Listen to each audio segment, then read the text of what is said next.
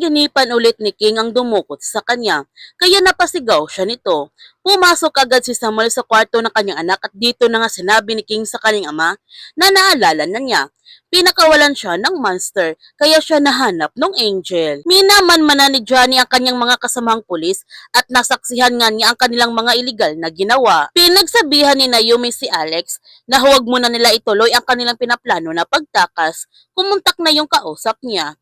Nagtanong si Alex kay Naomi, ano ba kasi ang kanyang pakialam na hindi naman siya sasama sa kanila. Ang sagot ni Naomi, syempre ayaw niyang mapahamak sila nila Calvin at Ralph, kaya pwede ba makinig na lang ito. Nagkapagtiis nga siya dito ng ilang buwan, ano ba naman yung iilang araw na lang. Kapag totoo ito, makakatakas sila ng ligtas. Nagalit nga ng husto si Johnny nung nalaman niya na ginagamit lang sila ni Palomares at yung mga bidalyang ito sit up lang ba nila itong lahat. Napapaligiran na sila ng mga kriminal at si Zorro na lamang ang tanging niyang mapagkakatiwalaan kaya kinakailangan na nga niya itong mahanap. Ipinalam na nga ni Jacob sa kanyang mga kasamahan ang plano ni Tanda na si Samuel ang papalit sa kanyang pwesto at lahat sila hindi sang-ayon sa plano ni Tanda. Tutol silang lahat na si Samuel ang susunod na mamuno sa Bakunawa. Sa pagpasok ni Samuel sa opisina, nagpapasalamat siya ni Sinon sa pagligtas niya kay King. Sobrang nagulat si Sinon nung nalaman ni Samuel ang kanyang ginawa. Habang si Diego nagpatawag nga siya ng emergency meeting sa membro ng Bakunawa para ipaalam sa kanila na si Samuel ang papalit sa kanyang pwesto. Sinabi naman ng kanyang mga alipores na hindi sila pumapayag nito, na si Samuel ang mamumuno sa Bakunawa. Kaya pinagalitan nga ni Diego silang lahat dahil hanggang ngayon pa ba pinagdududahan nila ang kanyang mga desisyon. Sana kaya silang lahat ngayon kung hindi niya pinulot silang lahat.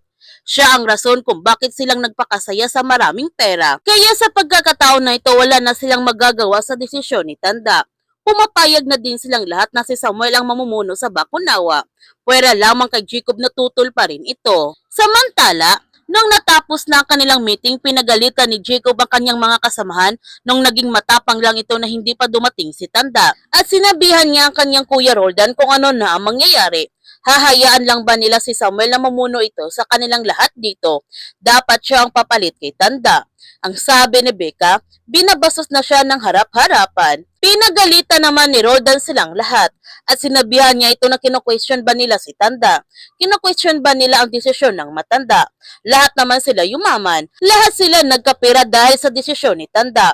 Ngayon kung gusto niya si Samuel ang mamuno sa kanila, baka nakakita siya ng pruweba na kaya ni Samuel. Sumunod na lamang silang lahat. Pumunta naman si Roldan sa restroom upang maglabas na kanyang hinanakit kay Diego. Sa pag-uwi ni Samuel sa kanyang bahay, sinabihan siya ni Paeng na lalong delikado na yan. Magiging target na siya ng mga alipores ni Tanda.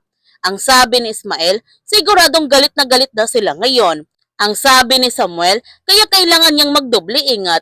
Habang nalalapit na ang katapusan ng kanyang misyon, magiging mas desperado na yung mga kalaban niya. Mga ilang sandali may dumating na isang lalaki upang ibigay kay Samuel ang summon. Sobrang nagulat si Samuel nung kinuha ni Leia ang sole custody ni King at nagalit nito sina Samuel, Arisa at Lolita sa ginawa ni Leia. Kaya galit na sumugod si Samuel sa bahay ni Leia upang pagsabihan ito na hinding-hindi niya makukuha ang kanyang anak. Magkakamatayan muna sila. Kaya huwag natin palalapasin ang kapanapanabik na mga tagpo sa Sins of the Father. Kung bago ka pa channel ko, don't forget to like, subscribe, and click notification bell para palagi kang updated sa mga videos na upload ko. Thank you for watching and God bless to everyone.